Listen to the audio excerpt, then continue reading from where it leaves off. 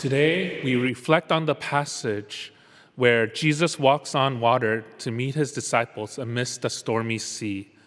We are invited today to contemplate the storms in our own lives, because life is often like a storm. And just as the disciples faced the challenge of rowing across the rough sea with high winds blowing against them, we too encounter storms that threaten to overwhelm us in our own lives. And these storms take form of personal struggles, difficult circumstances, and unforeseen challenges that toss us about the waves of crashing against a boat.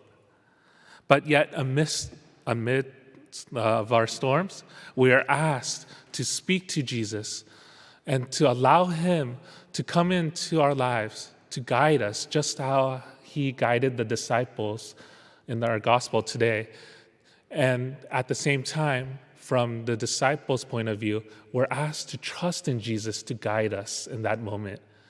I know from my experience in my own life, going into the seminary wasn't really easy because there were many storms in my life in that moment also, with thinking about my career, what am I giving up, what I have to sacrifice to go into the seminary.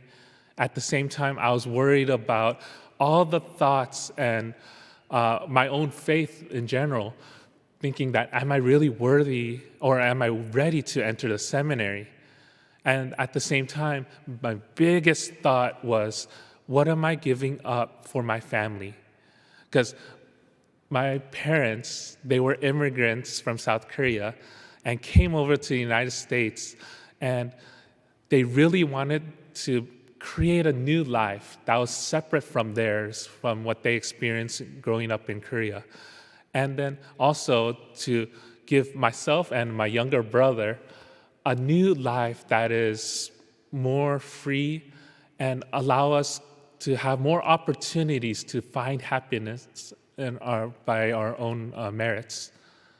But then I had this calling after college, thinking about, going to the seminary, becoming a priest. And then I thought about what my parents told me and what their dreams were. And I felt like by going to Jesus, going to the seminary, I'm taking away their dreams. But then after this, I really prayed about it, talked to a lot of priests and other people about what their careers and life is like. But then, like the disciples, like them in the sea while they're rowing to their destination, they really had the moment to trust in Jesus. Allow him to guide you instead of trying to take all that pressure on your own.